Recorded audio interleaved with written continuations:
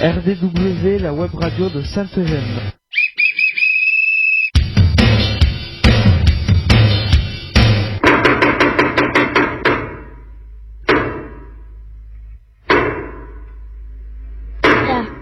RDW, la web radio de Sainte-Eugène. RDW, Web radio de Sainte-Eugène. ITEP Sainte-Eugène, RN 6113, 11150, Bram. RDW en partenariat avec info-rugby.com.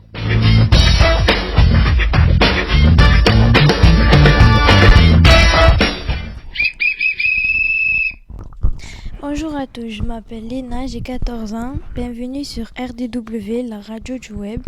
Je suis une des reporters de la web radio. On va avoir le plaisir de vous accompagner tout au long de cette émission. En direct dans ce studio, on retrouve Vanessa Touni et Luc Fuentes, tous deux psychologues à Saint-James. Bonjour, je m'appelle Lucas Le Caca, j'ai 14 ans. RDV, c'est la web radio de Sainte-Eugène, réalisée avec les jeunes accueillants à l'ITEP Sainte-Eugène. Notre émission est diffusée grâce à notre nouvel hébergeur Vibri Rugby, les vendredis de 10h à 10h30 en direct live. Pour nous réécouter, consultez YouTube, recherchez ITEP Sainte-Eugène. Les émissions précédentes sont à notre disposition. Jingle. Comment écouter en direct l'émission? C'est facile, téléchargez l'application Vibri Rugby sur votre smartphone, tablette ou ordinateur. Oui. Sélectionnez en direct Pure Carcassonne et appuyez sur Play. N'oubliez pas de vous abonner à notre chaîne et de mettre plein de pouces bleus. Aujourd'hui, c'est la 26e émission de la 6e saison de cette année scolaire 2022-2023. Nous sommes le vendredi 9 juin 2023 et nous fêtons les Féliciens, félicitations, et les jeunes, bonne fête à eux. Nous allons passer au programme du jour. RDW, la web radio de Sainte-Eugène. ITEP Sainte-Eugène, RN 6113, 11150, Bram. RDW en partenariat avec info-rugby.com.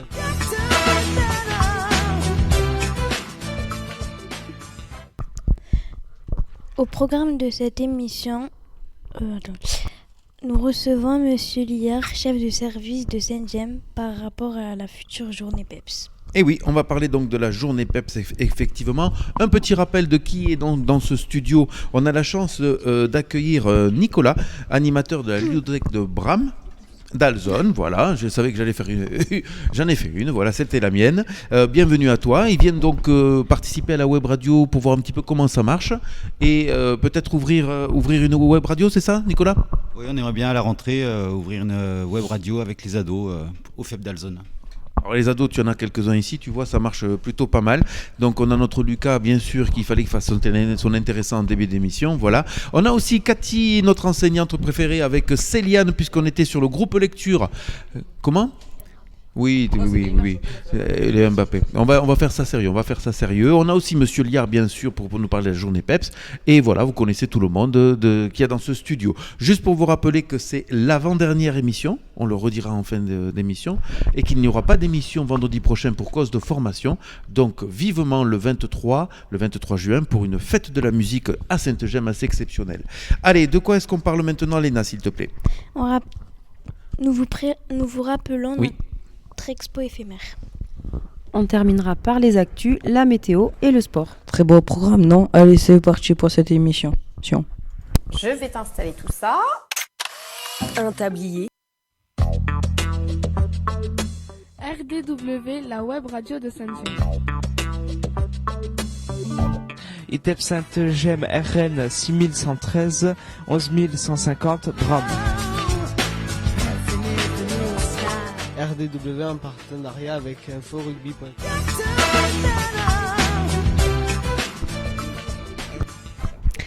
N'hésitez pas à venir voir l'expo éphémère de la web radio avec notre invité spécial Mathis Marie, joueur de hautbois et de cornemuse. La cornemuse audoise s'appelle la Bodega.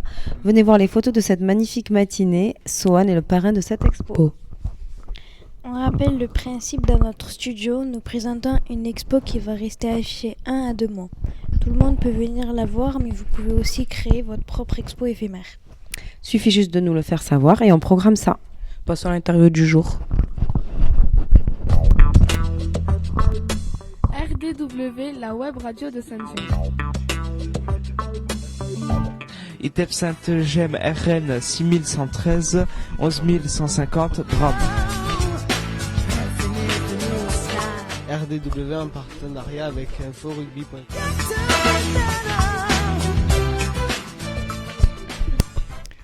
Voilà, on est parti pour cette interview extraordinaire avec Monsieur Liard, donc chef de service ici à Sainte-Gemme, pour nous parler de la journée PEPS. Lucas, je te laisse poser la première question. Cette année, la journée PEPS de Sainte-Gemme se déroulera le mercredi 28 juin.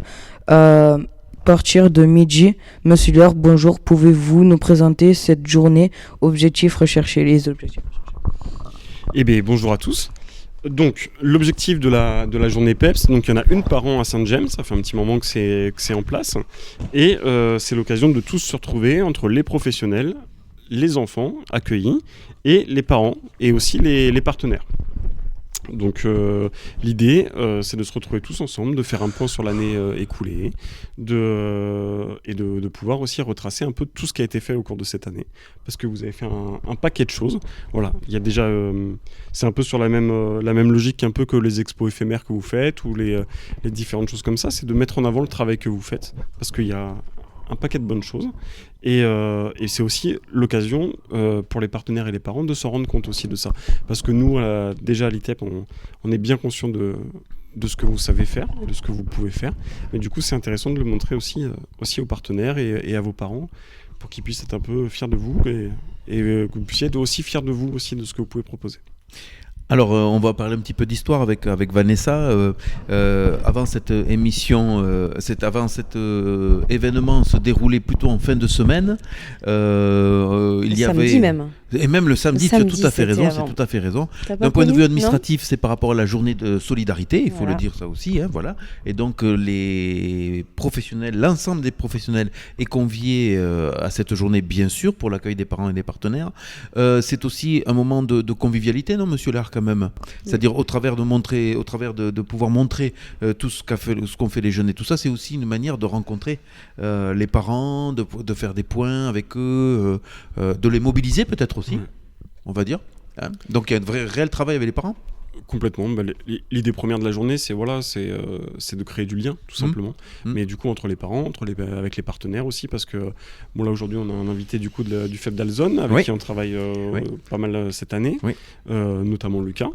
Vous connaissez d'ailleurs Lucas? Tu connais? Ah, d'accord, tu connais Nicolas. Tu aurais pu nous le dire que tu connaissais Nicolas. Je sais pas. Tu t'en souviens plus. D'accord, il s'en souvient plus.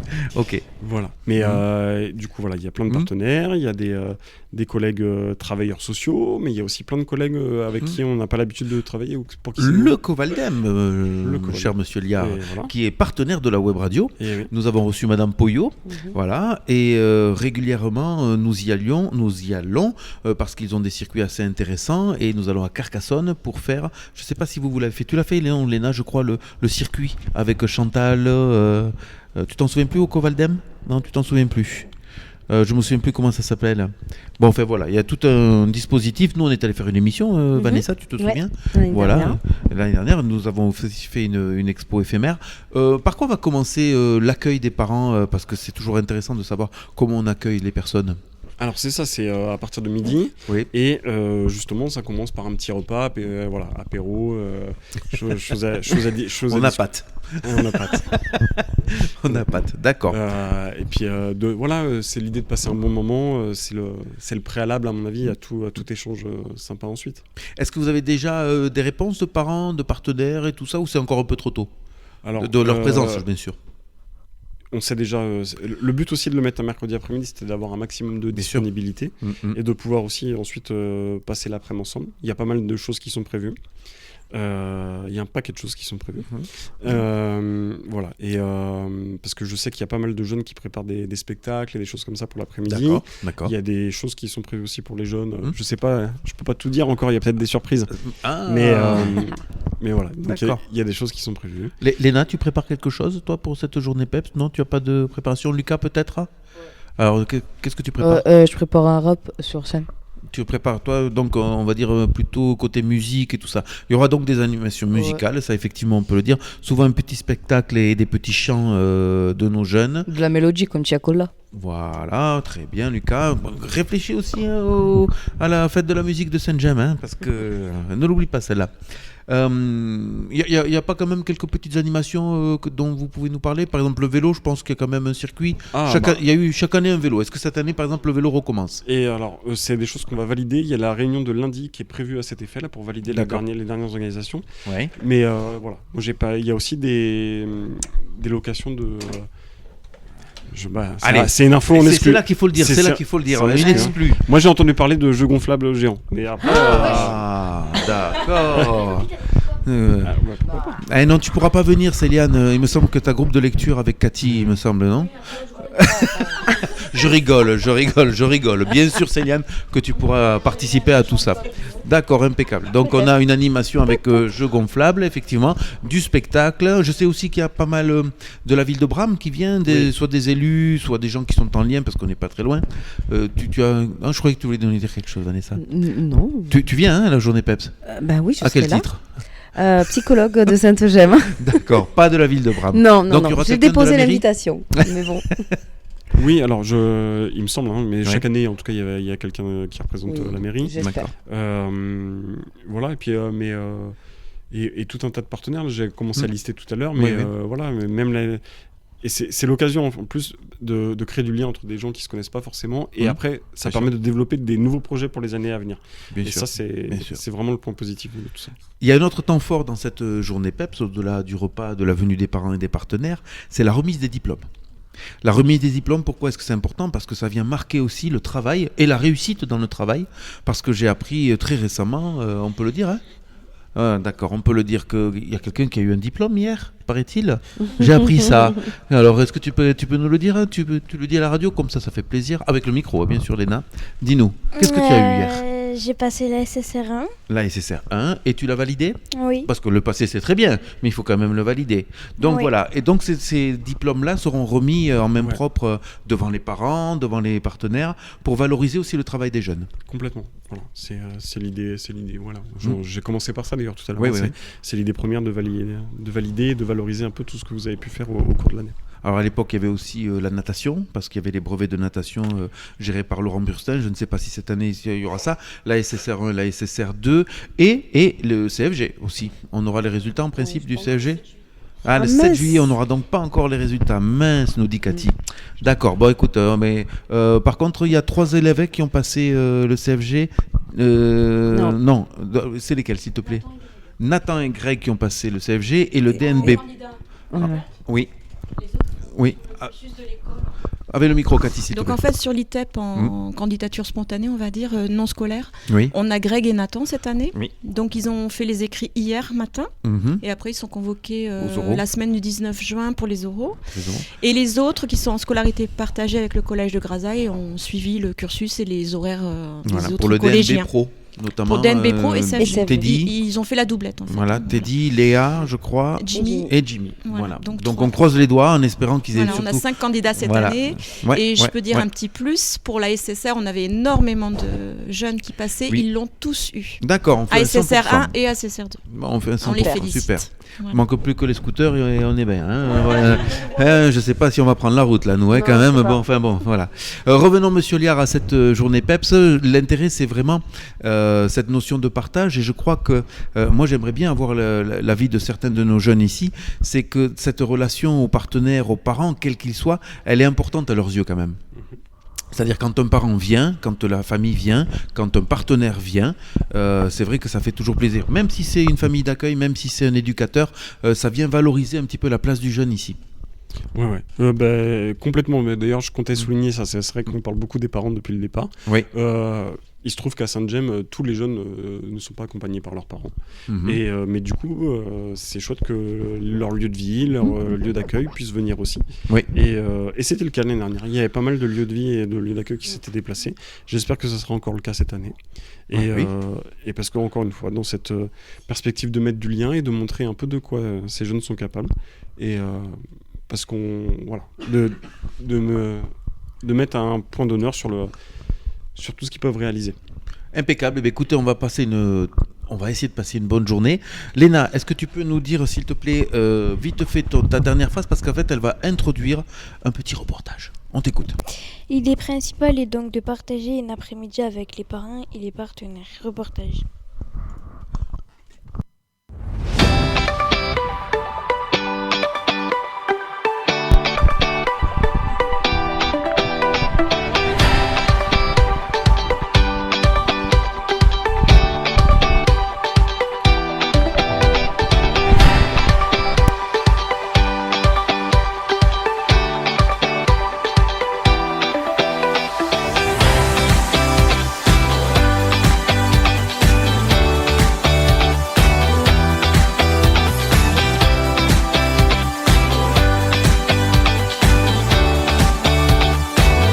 Je suis la maman de Geoffrey qui est dysphasique sémantique pragmatique. Michel, papa d'Edouard.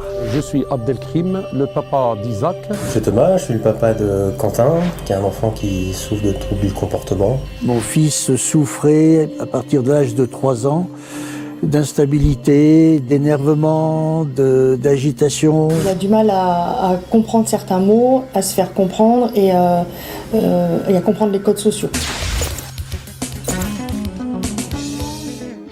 Les profils sont des jeunes qui présentent des troubles du comportement. Des jeunes qui sont en rupture scolaire. On va retrouver aussi des jeunes qui ont des troubles, notamment des troubles sévères et complexes du langage. On va retrouver des jeunes qui sont à haut potentiel. On va retrouver des jeunes qui peuvent avoir des pathologies plus psychiatriques. Et qui très vite se retrouvent dans des situations où leurs émotions sont difficiles à canaliser. Ça fait déjà plusieurs années que nous, on a déjà mis en place des suivis sur l'extérieur avec des mises en place de projets se rapprochant au plus près des jeunes et de leurs besoins. On parle de désinstitutionnalisation et d'inclusion. Le dispositif permet de déployer plus de temps auprès des enfants et en fonction de leurs besoins. Je me dis pourquoi, à un moment, pourquoi je ne suis pas un enfant comme les autres ? Le fait d'être en DITEP va nous ouvrir encore plus. Les jeunes vont être accompagnés pour accéder à des prestations, principalement sur le milieu ordinaire, et s'inscrire forcément dans leur environnement plutôt que dans des établissements médico-sociaux. J'ai bien compris, ils sont là pour m'aider, ils ne sont pas là par hasard. Sur l'accompagnement en insertion, le DITEP va nous permettre d'avoir des partenaires en plus et d'étayer notre réseau. Style CFA et MFR en l'occurrence, ou d'autres partenaires un peu plus particuliers dans l'accompagnement de la recherche d'emploi, de style Cap Emploi ou Accent. Ça va accentuer encore la nécessité de faire des liens entre le médecin, le psychologue, l'infirmière, la psychomotricienne. On ne pense pas de manière individuelle ou simplement en partie, CMP d'un côté, ITEP de l'autre, soignant et enseignant. Non. C'est plus l'éducateur qui fait, mais c'est l'éducateur qui accompagne pour faire faire. Dans l'organisation de ces emplois du temps individualisés, la famille va reprendre sa place de famille, et notamment dans les suivis externalisés où toutes les décisions qui vont être prises pour le jeune ne peuvent pas être prises si elles ne sont pas validées par les familles. Le projet, c'est de vraiment sortir des murs de l'ITEP et favoriser tous les accompagnements dans les dispositifs de droit commun, quels qu'ils soient. L'enfant va croire à quelque chose qui est pensé pour lui. Il va être acteur même de son parcours. J'ai besoin encore un peu d'aide, des éducateurs, des profs. T'avais pris tout ça? En 2 jours? Qu'est-ce qu'elle a dit tes 2 jours, hein, Émilie? Qui est à la rue, les gars? Tout le monde? À la rue? Ah oui. Oui, c'est pour ça que je te demande. Nolan, t'as tout ce qu'il te faut?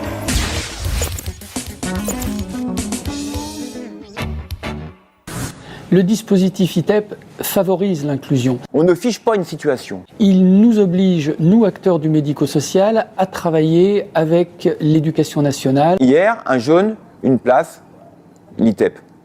Demain, un jeune, des besoins, des prestations. Et dans cette palette, le jeune peut bouger, peut vivre. De ce fait-là, leur participation sociale, comme on dit aussi, leur citoyenneté devra se retrouver développée. Et donc, effectivement, ça doit participer à une société inclusive. L'envie qu'a l'enfant de démontrer qu'il est capable de faire quelque chose. Parce qu'aujourd'hui, c'est ce dont il a besoin. De montrer qu'il est capable d'eux. La baguette magique permettrait d'accélérer le changement et de répondre aux besoins de tous les jeunes, même les zéros sans solution. Que le monde extérieur soit prêt aussi à accueillir nos jeunes avec leurs difficultés. Tout en étant quand même accompagnés, aidés et protégés. Parce qu'ils le valent bien. En fait, j'espère de partir d'ici, je trouve un CAP mécanique et 2-3 années, je continue et j'ouvre un garage. Travailler ensemble, sinon ça ne marche pas. J'ai ça en tête depuis longtemps, depuis que je suis petit. Cette baguette magique, elle sort parfois de mon tiroir pour leur montrer le beau. Parce qu'ils ont souvent pas conscience de ce qu'ils sont capables de réaliser. Je sais qu'il va faire son avenir, je sais. J'espère que mon rêve se réalise.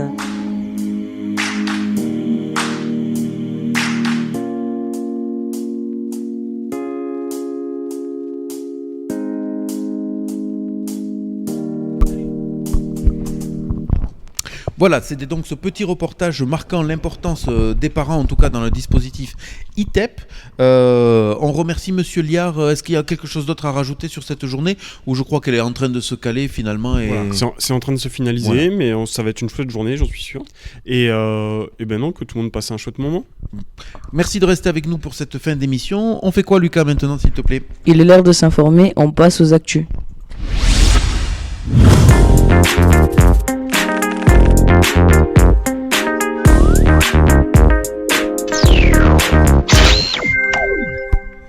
Une fois n'est pas coutume, effectivement, le groupe UEE n'a pas eu le temps cette semaine de nous faire les actus.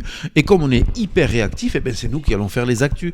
Juste la première qui, hélas, fait les grands titres des journaux aujourd'hui, en tout cas, c'est cette agression à Annecy, en tout cas de 6 personnes, dont 4 enfants âgés de 22 mois à 3 ans, par quelqu'un qui a probablement perdu la boule, on va dire ça comme ça. Pour l'instant, les investigations sont là, puisque la personne a été interpellée, effectivement.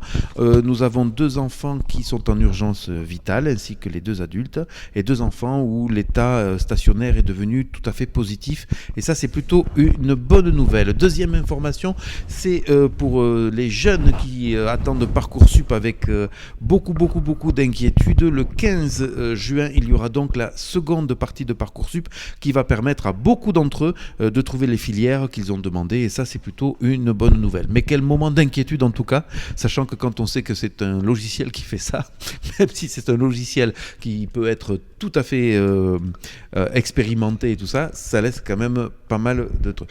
Cathy, tu as dernière info, elle est pour toi et je te laisse la parole.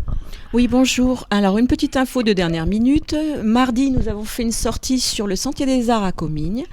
Et en fait, l'ITEP va pouvoir montrer de son empreinte le sentier avec une exposition permanente. Nous avons fait une sculpture sur place. Voilà, et un petit article va suivre avec des photos concernant tout le projet dans la presse, incessamment sous peu. Voilà. Exactement, et ça c'est une bonne nouvelle aussi. Marquer encore le travail que font les jeunes, les projets pédagogiques, c'est quelque chose de fondamental dans nos travails quand même. Oui, tout à fait. On est d'accord. Bon, je crois qu'on a terminé ces actus. Léna, on va quand même remercier notre classe de l'UE. Je te laisse la parole. Nous remercions chaleureusement le groupe des actus l'UE, la classe de 5e qui est au collège de Grazaille à Carcassonne. Ainsi qu'à tous les jeunes qui font vivre cette web radio, il est l'heure de faire marcher les pecs, on passe au sport.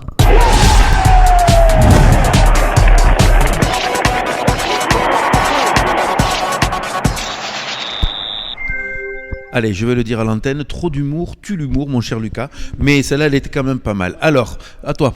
Luc, on a où du top 14? Et oui, parce que la Pro D2, effectivement, c'est terminé. Tu vois, Nicolas, on parle un petit peu rugby quand même dans cette émission. La semaine dernière, l'UBB a été un fort vainqueur du Loup. Le Lion est tombé et le UBB va rencontrer notre gros morceau du top 14, c'est La Rochelle, samedi à 17h. Et le Racing 92 tombeur du Stade Français affrontera Toulouse vendredi 21h. Je vais faire un petit tour comme j'ai l'habitude. Lucas, je sais que tu n'es pas trop rugby, mais tu penses que Toulouse peut l'emporter? Tu es pour le Racing, tu es pour l'Union Bègle Bordeaux ou tu es pour La Rochelle, toi? Dis-moi. Rochelle? La Rochelle. Il a dit ça au pif, c'était énorme. Mais je connais pas le rugby, je suis le foot. Alors, passe le micro un petit peu à Vanessa pour savoir, Vanessa, toi qui quand même connais bien le rugby, je le sais, est-ce que tu as une préférence? D'après toi? Alors moi je sais, oui, je pense Toulouse. que Forcément. Toulouse. Léna, est-ce que tu es pour qui, toi? Si tu me dis qu'à Pendu, ça va pas le faire, hein? Non? Allez. Toulouse, allez. Et oui, effectivement, on risque de supporter un petit peu Toulouse. Et toi, Céliane, avec le micro. Si tu parles, c'est avec le micro, Céliane. De quoi? Mais quelque chose d'intelligent. Allez, on t'écoute. Alors, quelle équipe? Quoi? En vrai de vrai, non. Oui. Bordeaux. Rocher, je sais pas quoi là. La Rochelle. La Rochelle. La Rochelle, le Stade Rochelais qui a remporté la Coupe d'Europe cette année en battant le Leinster d'une fort belle manière. Allez, voilà, c'était notre petite page rugby. Qu'est-ce qu'on fait, Léna, s'il te plaît? On adore faire la pluie et le beau temps, on passe à la météo.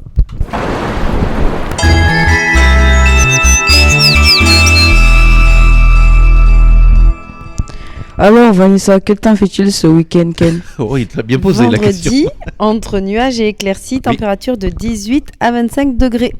Elle est pas mal.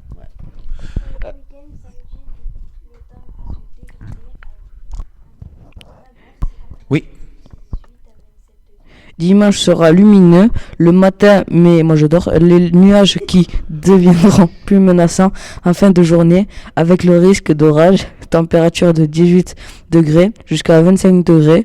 L'été, on la tristesse, fin de cette émission, allez, jungle. RDW, la web radio de Sainte-Eugène.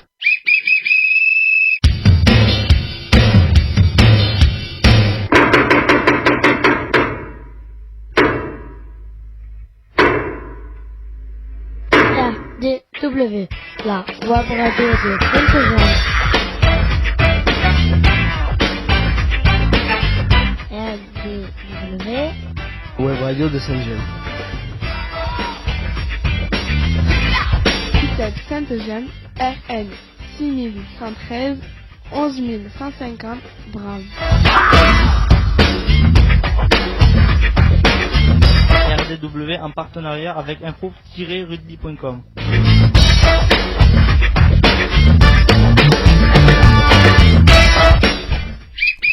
Calme. Ainsi s'achève ce 26e numéro sur RW, saison 6. On espère que vous avez pris autant de plaisir à nous écouter que nous à réaliser cette émission. Faites découvrir et parlez-en à vos amis, à votre entourage de cette radio pour écouter en différé ou le réécouter. Comment on fait? Allez sur YouTube, tapez ITEP Saint-Gem et vous pourrez l'écouter ou le réécouter.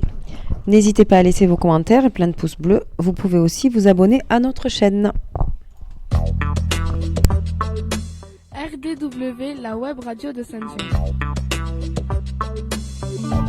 ITEP Sainte-Eugène, RN 6113 11150 Drame. RDW en partenariat avec info-rugby.com.